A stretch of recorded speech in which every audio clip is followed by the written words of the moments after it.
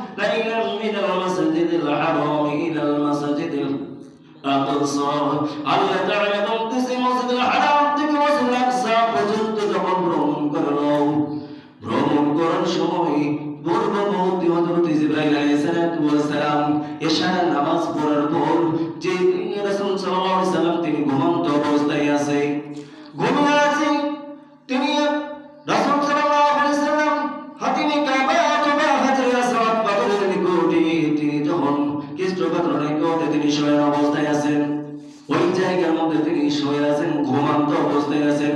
হযরত জিবরাইল আলাইহিস সালাম চলে আসলো, আসার পর তিনি সালাম দিলেন, আসসালামু আলাইকুম ইয়া রাসূলুল্লাহ, আসসালামু আলাইকুম ইয়া হাবিবাল্লাহ। হুজুর, আপনি আমার সালামটা গ্রহণ করেন এবং আমার সালামটা গ্রহণ করার পরে আপনার বন্ধু আমাদের রব আপনাকে সালাম দিয়েছে, আপনি সালামটা গ্রহণ করেন। বলে আলহামদুলিল্লাহ, আলহামদুলিল্লাহ। সালাম গ্রহণ দিলেন, কিন্তু ঘুমন্ত অবস্থায় আছি, ঘুমন্ত অবস্থায় থেকে রাসূল সাল্লাল্লাহু আলাইহি সাল্লামকে একটু বাতাস করলেন, বাতাস করার পরে যখন রাসূল সাল্লাল্লাহু আলাইহি সাল্লাম জাগ্রত হয়ে গেল, জাগ্রত হওয়ার পর জিবরাইল আলাইহিস সালাম সালাম দিলেন, আসসালামু আলাইকুম ইয়া রাসূলুল্লাহ, আসসালামু আলাইকুম ইয়া হাবিবাল্লাহ। আমার সালাম গ্রহণ করেন এবং আমাদের রবের সালাম আপনি গ্রহণ করেন। হুজুর, আপনি এখনই যাইতে হবে মসজিদুল হারাম থেকে মসজিদুল আকসা পর্যন্ত এবং মসজিদুল আকসা থেকে উত্তর দেশে আমরা আল্লাহ তাআলার দরবারে চলে যাব। বলেন সুবহানাল্লাহ। এই কথা বললেন হুজুর সাল্লাল্লাহু আলাইহি ওয়াসাল্লাম, তিনি বলতেছেন যে এখন তাহলে আমরা কিভাবে যাব? কিভাবে যাওয়া যাবে? তখন রাসূল সাল্লাল্লাহু আলাইহি সাল্লামকে বলতেছে যে হুজুর, জিবরাইল আলাইহিস সালাতু ওয়াস সালাম বলল, গর্ত বেরিয়েছে একটু বড় এবং খচ্চরের চেয়ে একটু ছোট দেখা যায়, ওইরকম একটা সওয়ারি তাকে নেওয়ার জন্য চলে গেল। ওই সওয়ারি অনেকগুলা বাধা আছে, অনেকগুলা সওয়ারি বাধা আছে। ওই সওয়ারির মধ্যে থেকে যে সওয়ারি এটা বড় আছে, ওই সওয়ারিটাকে বেছে নেওয়ার জন্য তারা চলে গেল। রাসূল সাল্লাল্লাহু আলাইহি ওয়াসাল্লাম যখন এই জায়গার মধ্যে চলে গেল, যাওয়ার পর জিবরাইল আলাইহিস সালাতু ওয়াস সালাম সহ ওই গন্তব্যে যাওয়ার পর সওয়ারি গরু যখন বলল, ওই সওয়ারি তোমাদেরকে নেওয়ার জন্য আমি মিরাজ শরীফে যাব, যাওয়ার জন্য আমি তোমাদেরকে নেওয়ার জন্য আমি এসেছি। এখন কাকে নেওয়া যায়? সবাই বলতেছে হুজুর আমাকে নাও, আমাকে নাও, এই বলতেছে আমাকে নাও, এই বলতেছে আমাকে নাও। যখন কথা বলতেছি রাসূল সাল্লাল্লাহু আলাইহি সাল্লাম ইশারা করলেন, এই জায়গার মধ্যে যে সর্দার তাকে নেওয়া হবে। বলেন সুবহানাল্লাহ। এই কথা যখন বললেন, বলার সঙ্গে সঙ্গে তখন বলতেছে ওই সবাই বলতেছি হুজুর আমার একটা কথা, আমার কথাটা শুনতে হবে এবং আমার এই ওয়াদাটা যদি আপনি পালন করেন তাহলে আমি খুশি হব আপনার উপরে। যে কি ওয়াদা? আমি যখন আপনি জান্নাতের মধ্যে প্রবেশ করবেন, আপনি ফুলসিরাতের রাস্তা যখন পার হবেন, ওই ফুলসিরাতের রাস্তা পার হওয়ার সময় আমার পিঠের মধ্যে চড়ে আপনি পার হবেন। বলেন সুবহানাল্লাহ। আমার পিঠের মধ্যে চড়ে আপনি পার হবেন। এই ওয়াদা আপনি যখন করালেন, হুজুর সাল্লাল্লাহু আলাইহি ওয়াসাল্লাম তিনি বলতেছে ঠিক আছে, তোমাকে আমি নেওয়ার জন্য হাসরের ময়দানে আমি যখন ফুলসিরাতের রাস্তা পার হয়ে যাব, তখন তোমার উপর ভর করে আমি পিছনে রাখারে পার হয়ে চলে যাব। বলেন সুবহানাল্লাহ। এই কথা যখন বললেন, বলার সঙ্গে সঙ্গে সওয়ারিকে নিয়ে চলে গেল। সুবহানাল্লাযী আসরা বি'আবদিহি লাইলাম মিনাল মাসজিদিল হারাম ইলাল মাসজিদিল আকসা। আল্লাহু আকবার। এই কথা যখন বললেন, বলার সঙ্গে সঙ্গে ওই জায়গা থেকে যখন দুই রাকাত নামাজ আদায় করলেন, ওযু করলেন, ওযু করার পর মেরাজ থেকে আসার পরেও ওই জায়গার মধ্যে ওযুর পানি তখনও পর্যন্ত করে যাচ্ছে। বলেন সুবহানাল্লাহ। তখনও পর্যন্ত ওযুর পানি করে যাচ্ছে। যখন ওই জায়গা থেকে রওনা দিয়ে দিলেন, রওনা দেওয়ার সঙ্গে সঙ্গে তিন জায়গার মধ্যে নাকি এক ব্যক্তি সালাম প্রদান করলো, এক বৃদ্ধ লোকের সাথে দেখা হলো এবং আরেক জায়গার মধ্যে তাকে দেখানো হইল এবং আরেক জায়গার মধ্যে তার থেকে যে উপস্থিত হয়ে গেলেন রাসূল সাল্লাল্লাহু আলাইহি ওয়াসাল্লাম। মদিনায় যে প্রথম জায়গাটা দেখা হলো, ওই জায়গাটার নাম হচ্ছে মদিনা। বলেন সুবহানাল্লাহ। ওই জায়গাটা মদিনা। রাসূল সাল্লাল্লাহু আলাইহি ওয়াসাল্লাম ওই জায়গাটা যখন দেখলেন, দেখার পরে বলতেছে জিবরাইল আলাইহিস সালাতু ওয়াস সালাম বলতেছে হুজুর, আপনাকে এটা হিজরতটা আপনাকে ভবিষ্যতে এই জায়গার মধ্যে অবস্থান করতে হবে। বলেন সুবহানাল্লাহ। এবং দ্বিতীয় নম্বরে যখন সিনাই পর্বতে এটা বলা হয় মুসা আলাইহিস সালাতু ওয়াস সালাম কথোপকথনের স্থান, এবং তৃতীয় নম্বর হচ্ছে বাইতুল মুকাদ্দাস, এখানে হযরত ঈসা আলাইহিস সালাতু ওয়াস সালামের জন্মস্থান। বলেন সুবহানাল্লাহ। এই জায়গার মধ্যে সমস্ত নবী রাসূলদের বোরাক গুলো বাঁধা হয় এবং তাদের বোরাক গুলো প্রহরী গুলো বাঁধা হয়েছিল। বলেন সুবহানাল্লাহ।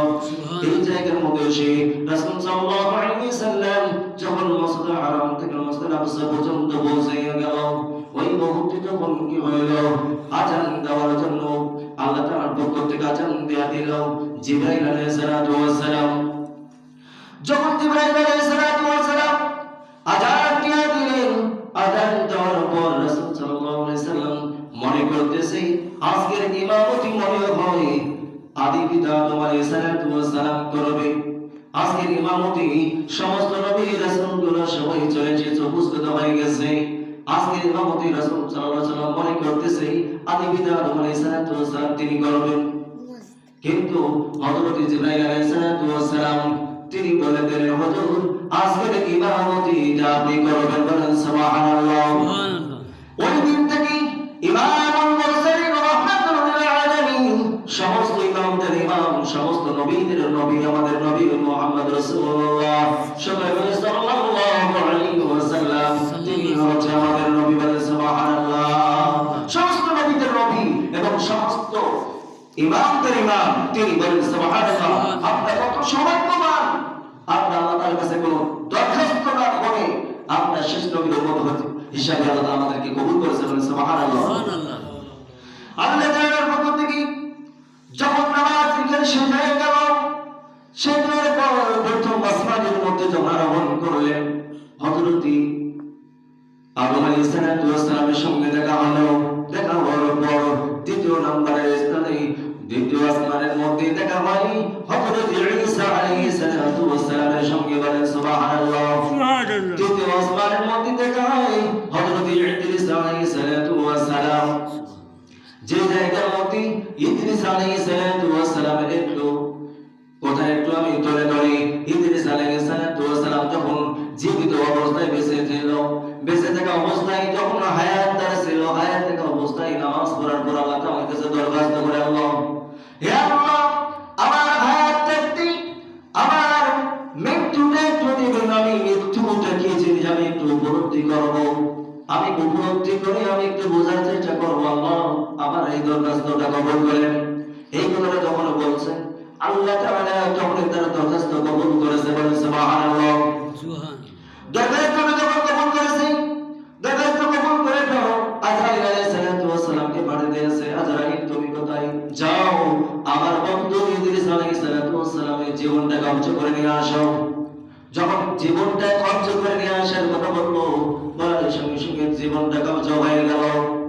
জীবনটা যখন কবজ হয়ে গেল, এখন ওইখান থেকে তারা রূহটাকে নিয়ে আল্লাহ তাআলা দরবারে যখন চলে আসতেছে, আসার মধ্যে কিছুক্ষণের মধ্যে তো ওই রাসূল সাল্লাল্লাহু আলাইহি সাল্লাম দেখা গেল যে ইদ্রিস আলাইহিস সালামের যে রূহটা নিয়ে আল্লাহ তাআলা দরবারে চলে গেল। আজরাইল আলাইহিস সালাম যাওয়ার পর আজরাইল আলাইহিস সালামকে বলতেছেন, রূহ তো নিয়ে এসেছে, এখন কি করব? আজরাইল আলাইহিস সালামকে আল্লাহ তাআলা বলতেছে, যাও আমার বন্ধুর রূহটাকে তুমি ফেরত দিয়ে দাও। বলেন সুবহানাল্লাহ। কারণ তার হায়াত আছে, একটু উপলব্ধি করার জন্য, তাকে আমি বোঝানোর জন্য, আমি এই জীবনটা কবজ করার জন্য তোমাকে পাঠাইছি। তুমি যাও তার রূহটাকে তার কাছে ফেরত দিয়ে দাও। বলেন সুবহানাল্লাহ। এই কথা যখন বললেন, বলার সঙ্গে সঙ্গে রূহটাকে আবার দিয়ে দিল।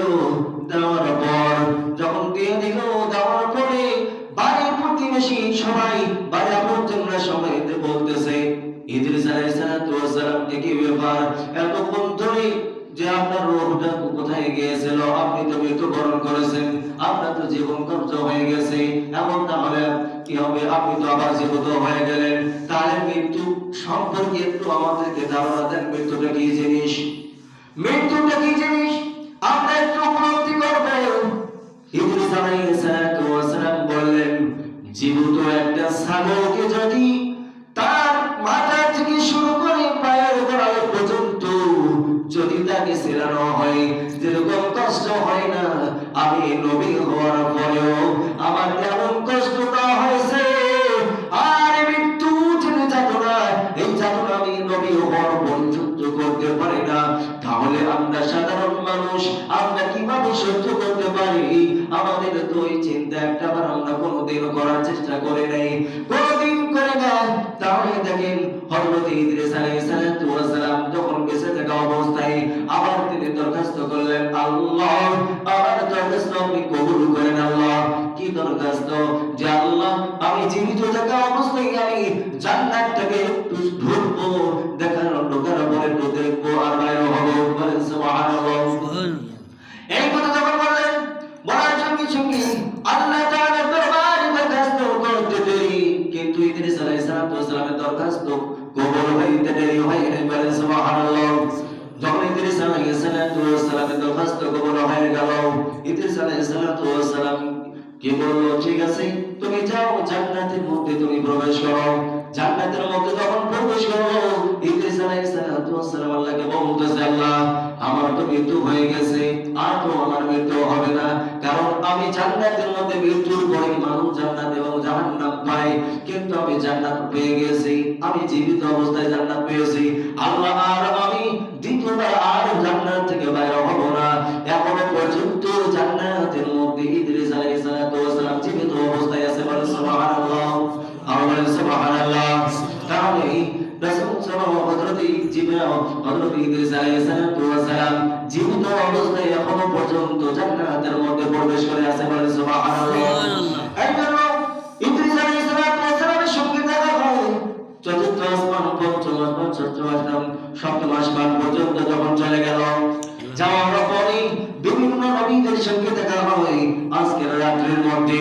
এই রাত্রির মধ্যে দেখা হওয়ার পরে হযরত জিবরাইল আলাইহিস সালাম 600 পাখা নিয়ে একটা হাঁটা যদি দেয়, কোটি কোটি একর দেখা যায় অনেক দূর রাস্তা চলে যায় বলেন সুবহানাল্লাহ। নিমিষের মধ্যে কোটি কোটি মাইল দূর তিনি অতিক্রম করতে পারেন বলেন সুবহানাল্লাহ। এক সেকেন্ডের মধ্যে তিনি কোটি কোটি মাইল অতিক্রম করে যাইতে থাকে বলেন সুবহানাল্লাহ। বাইতুল মামুর পর্যন্ত সপ্তম আসমানের মধ্যে বাইতুল মামুর আছে। বাইতুল মামুরের মধ্যে যখন যে উপস্থিত হয়ে গেল, উপস্থিত হওয়ার পর দেখতেছি ওই জায়গার মধ্যে বসে আছে একজন বৃদ্ধ মানুষ আর একজন বৃদ্ধ মহিলা। জিবরাইল আলাইহিস সালামকে জিজ্ঞাসা করতেছে, ভাই জিবরাইল, ও ভাই জিবরাইল, ইনি কে? আর এতগুলো বাচ্চাগুলো কেন? এতগুলো বাচ্চাগুলো কেন? এই বাচ্চাগুলোর কি দায়িত্ব, কি ব্যাপার? এই বাচ্চাগুলোর তো এখনো পর্যন্ত কারো ঝাইল থাকা অবস্থায় আছে, কারো চোখ ফোটে নাই, কারো কান ফোটে নাই, কারো হাত নাই, কারো পা নাই, কারো পূর্ণাঙ্গ মানুষ রূপে আছে। ও ভাই জিবরাইল, এই বাচ্চাগুলোকে আর এই ব্যক্তিটাকে যখন এই কথা বললো, বলার সঙ্গে সঙ্গে জিবরাইল আলাইহিস সালাম বলতেছে, হুজুর, এই ব্যক্তি জাতির পিতা ইব্রাহিম আলাইহিস সালাম এবং ওই মহিলাটাতে দেখা যায় ওই মহিলাটা হচ্ছে মা সায়রা রাদিয়াল্লাহু তাআলা আনহা, তার স্ত্রী দুইজন দায়িত্বে আছে বাচ্চাগুলোর বলেন সুবহানাল্লাহ। এই বাচ্চাগুলোর দায়িত্ব নিয়ে আছে এবং এই বাচ্চাগুলোর দায়িত্ব নিয়ে আছে যখন কোনো বাচ্চার পৃথিবীর মধ্যে অনেক মানুষের বাচ্চা দেখা যায়, অনেক মায়ের বাচ্চা 8 মাস না হইতে বাচ্চা নষ্ট হয়ে চলে যায়, ওই বাচ্চাগুলো হচ্ছে ওই বাচ্চা। আর অনেক মায়ের দেখা যায় 6 মাস 3 মাস পরে বাচ্চা নষ্ট হয়ে যায়, ওই বাচ্চাগুলো হচ্ছে ওই বাচ্চা। আর অনেক মায়ের দেখা যাচ্ছে 2 বছর 3 বছর বাচ্চা হওয়ার পর পুনরায় আবার পূর্ণাঙ্গ মানুষ হওয়ার পর ওই বাচ্চাগুলো নষ্ট হয়ে যায়। ওই বাচ্চাগুলো দায়িত্ব নিয়ে আছে হযরত ইব্রাহিম আলাইহিস সালাম, মা সায়রা রাদিয়াল্লাহু তাআলা আনহা, এই দুইজনই দায়িত্ব নিয়ে আছে। এই বাচ্চাগুলো যখন মায়ের কথা মনে পড়ে যায় তখন মা সায়রা রাদিয়াল্লাহু তাআলা আনহার কাছে চলে যায়, মায়ের আদর্শ দিয়ে তাদেরকে বরণ করে সুন্দর করে তখন খেলাধুলার জন্য তাদেরকে ব্যবস্থা করে দেয় বলে সুবহানাল্লাহ। এবং কি বাবার কথা যখন মনে পড়ে যায় হযরত ইব্রাহিম আলাইহিস সালামের সামনে যখন চলে যায়, দৌড়ে যায়, যাওয়ার পর ওই বাচ্চাগুলোকে নিমন্ত্রণ জানায়, বাচ্চাগুলোকে খেলা দেওয়ার জন্য, তাদেরকে আনন্দ দেওয়ার জন্য তখন চেষ্টা করে বলেন সুবহানাল্লাহ। এরকম ভাবে যখন দিয়ে দেয় আল্লাহ রাসূল সাল্লাল্লাহু আলাইহি ওয়াসাল্লাম এই দৃশ্য দেখে তিনি জান্নাতের মধ্যে প্রবেশ করলেন, জাহান্নামের মধ্যে প্রবেশ করলেন, দুই জায়গায় তিনি প্রবেশ করলেন। এবং রাসূল সাল্লাল্লাহু আলাইহি ওয়াসাল্লাম ওই জায়গা থেকে তখন তিনি উচ্চ আকাশে যাওয়ার চেষ্টা করলেন বলেন সুবহানাল্লাহ। উচ্চ আকাশে হযরত জিবরাইল আলাইহিস সালামকে বলতেছে, ভাই জিবরাইল, চলেন এখন আমরা আল্লাহ তাআলার দরবারে চলে যাই, আরশে আজিমে বলেন সুবহানাল্লাহ। আরশে আজিমের মধ্যে যাবে। জিবরাইল আলাইহিস সালাম বলতেছে, হুজুর, আমি যদি এই মুহূর্তে আরশে আজিমের মধ্যে যাই, আমার কোনো পাওয়ার নাই, ওই জায়গায় যাওয়ার মতো আমার কোনো পাওয়ার নাই, আল্লাহ আমাকে নির্দেশ দেয় নাই, এই কারণে আমি যাইতে পারবো না। যদি আমি চাই আমার 600 পাখা আছে, 600 পাখা আমার পুরের সরকার হয়ে যাবে, নাউযুবিল্লাহ, পুরের সরকার হয়ে যাবে, এই 600 পাখা নিয়ে আমি যাইতে পারবো না। হুজুর, আপনি এই মুহূর্তে আপনি এখন চলে যান, আপনি কুদরতের মাধ্যমে চলে যান বলেন সুবহানাল্লাহ।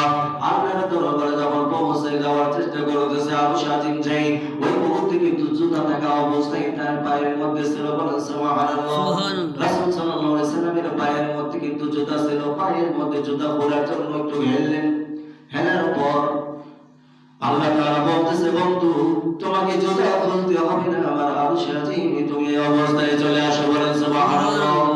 এই অবস্থায় তুমি চলে আসো, আসার পর আল্লাহ তাআলার সঙ্গে যখন পর্দা পর্দায় একটা পর্দা সে দেখা হবে বন্ধুর সাথে বন্ধুর দেখা ওই মুহূর্তে পর্দায় মতি থেকে আল্লাহ তাআলা সালাম আদায় করলেন সরে আত্তাহিয়াতু লিল্লাহি ওয়াস সালাতু ওয়াত-তাইয়্যিবাতু ওয়াস-সালামু আলাইকা আইয়ুহান নাবিয়্যু ওয়া রাহমাতুল্লাহি ওয়া বারাকাতুহু আসসালামু আলাইনা ওয়া আলা ইবাদিল্লাহি الصالحين أشهد أن لا إله إلا الله وأشهد أن محمدا عبده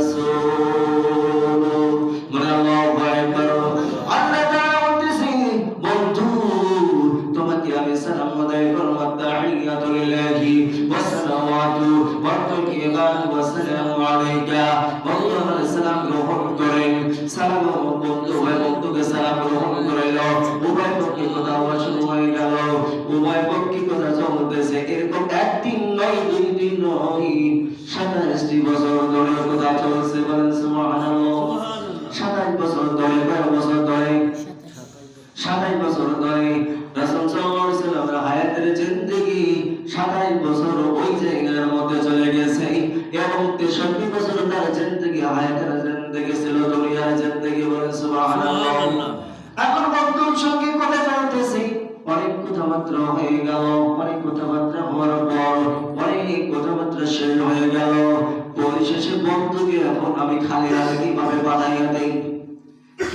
কিভাবে আমি পাঠিয়ে দেই বন্ধু তোমাকে আমি এখন উপহার দেব যে আমার বান্দাদের জন্য তোমার উম্মতের জন্য তুমি জান্নাতের চাবি নিয়ে যাও বলেন সুবহানাল্লাহ আসসালাতু মিরাজুল মুমিনিন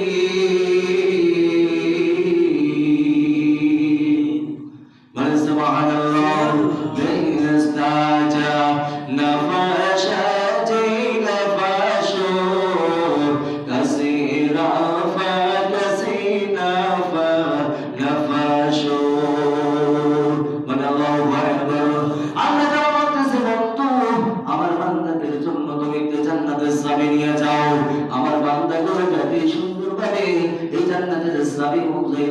জান্নাত খুলতে পারে এবং তারা জান্নাত হতে পারে যে বন্ধু আমার উম্মতেরা তোমার উম্মতেরা যেন একটাও যদি জাহান্নামী না হয় এই জন্য আমি চাবিটা তোমার হাতে দিয়ে দিলাম বন্ধু 50 লক্ষ নামাজ দিলাম কয় ওয়াক্ত নামাজ 50 লক্ষ নামাজ এই 50 লক্ষ নামাজ কি তোমাকে আমি দিলাম বন্ধু যাও তোমার উম্মতের জন্য আমি যা হাদিয়া স্বরূপ বানিয়ে দিলাম এই উম্মতের জন্য আপনার উম্মতের জন্য আপনি নিয়ে যান কিন্তু আল্লাহর খেলা দেখেন আল্লাহর কি খেলা আল্লাহ তাআলার পক্ষ থেকে যখন চলে আসা শুরু করলো হযরত মুসা আলাইহিস সালাতু ওয়াস সালামের সঙ্গে দেখা হয় রাস্তার মধ্যে মুসা আলাইহিস সালাতু ওয়াস সালামের সঙ্গে যখন দেখা হয় তারা মুসা বলতেছে হুজুর আপনি আল্লাহর পক্ষ থেকে কি নিয়ে আসলেন এই কথা যখন বললেন যে আল্লাহর পক্ষ থেকে আপনি কি নিয়ে আসলেন তখন বলতেছে আমাকে 50 ওয়াক্ত নামাজ দেওয়া হয়েছে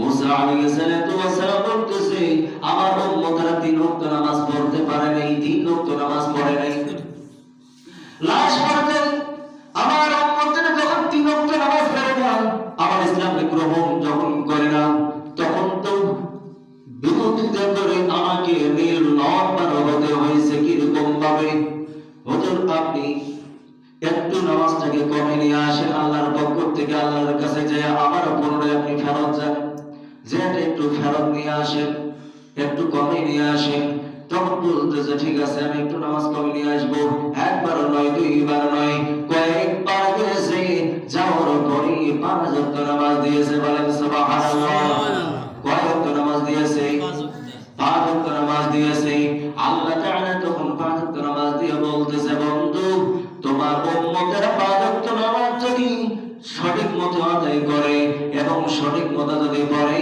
তাহলে এই 5 ওয়াক্ত নামাজের সঙ্গে আমি শূন্য লাগাইয়া দিয়া 50 ওয়াক্ত নামাজের সওয়াব আমি তোমার আমার বান্দাদেরকে দিয়ে দেব বলেন সুবহানাল্লাহ করবো কি করবো না? করবো ইনশাআল্লাহ। আল্লাহ তাআলা যেন আমাদেরকে সকলকে কবুল করে। আল্লাহুম্মা আমিন। আল্লাহ তাআলা যেন সকলকে পাঁচ ওয়াক্ত নামাজি হিসেবে কবুল করে। আল্লাহুম্মা আমিন। যখন মেরাজ থেকে রাসূল সাল্লাল্লাহু আলাইহি ওয়াসাল্লাম চলে আসলেন, আসার পর এখন ফজর ওয়াক্ত হয়ে গেল। ফজর ওয়াক্ত হয়ে গেল, ফজরের নামাজ আদায় করবে, ফজরের নামাজ পড়বে। ফজরের নামাজ পড়ার পর তিনি তখন সাহাবায়ে কেরামদেরকে সবাইকে বললেন, আমি রচনামূলক আলোচনাটাকে সংক্ষিপ্ত করতেছি। যখন সবাইকে যখন বলা হইল, সাহাবায়ে কেরামদেরকে বলা হইল, ওই মুহূর্তে কিন্তু হযরত আবু বকর সিদ্দিক রাদিয়াল্লাহু তাআলা তিনি ছিলেন না, ওই ফজর ওয়াক্তের মধ্যে তিনি উপস্থিত ছিলেন না। না থাকার কারণে তখন ওই মুহূর্তে যখন বলল যে আমি মেরাজে গিয়েছিলাম, মেরাজ থেকে আল্লাহ তাআলা আমাকে 50 ওয়াক্ত নামাজ দিয়েছিল, কমাইয়া আমি 5 ওয়াক্ত নামাজ নিয়ে এসেছি। তখন সবাই সাহাবায়ে কেরামরা বিশ্বাস করলো, কিন্তু এই কথাটা একটু সাউন্ড হওয়ার সঙ্গে সঙ্গে বিশ্বাস কেউ করার চেষ্টা করে না।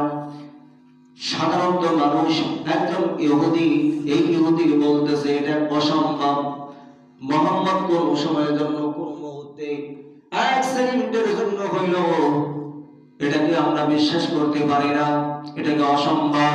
কিভাবে সম্ভব, কিভাবে যাবে? এই রাত্রির মধ্যে মেরাজ গিয়েছে এবং মেরাজ থেকে ফেরত এসেছে, এটাকে কিভাবে সম্ভব?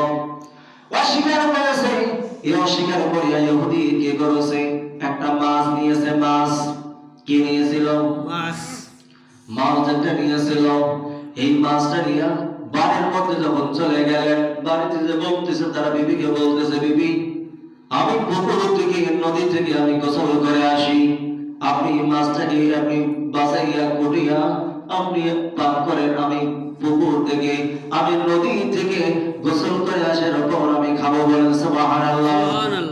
এই কথা যখন বললেন, বলার পর তার লঙ্গি নিয়ে, যখন লঙ্গির গামছা নিয়ে নদীর মধ্যে চলে গেল, নদীর উপরে পাহাড়ের মধ্যে ওই ইহুদি ওই লঙ্গি ওই গামছা সহ যখন রাখলেন, রাখার পর তিনি নামে গেলেন গোসল করার জন্য। আল্লাহর কোন খেলা! গোসল করার জন্য যখন নামে গেল, গোসল করতেছে, একটা ব্যক্তির অপূর্ব একটা সুন্দর হিসাবে তিনি উঠে গেলেন। বলেন সুবহানাল্লাহ। এত বড় রূপসী, ওই রূপসী ওই জায়গার মধ্যে কোনদিন কোনো মানুষ দেখা পায় নাই। এত বড় রূপসী হয়ে গেল। এই রূপসী হওয়ার পর ওই মানুষটা তখন তার অঙ্গ প্রত্যঙ্গ সব ভিন্ন রকম হয়ে গেল, একজন মহিলা মানুষ হয়ে গেছে। এখন কি করে চিন্তা পড়ে গেছে, আমি তো লুঙ্গি পরা মানুষ, এখন তো আমি মেয়ে মানুষ হয়ে গেছি, আমার এখন কি হবে? লুঙ্গি তো পরেই আছে, কিন্তু ওই চিন্তা নাই, এবার থেকে ওই পারের মধ্যে উঠে গেছে। বলেন সুবহানাল্লাহ।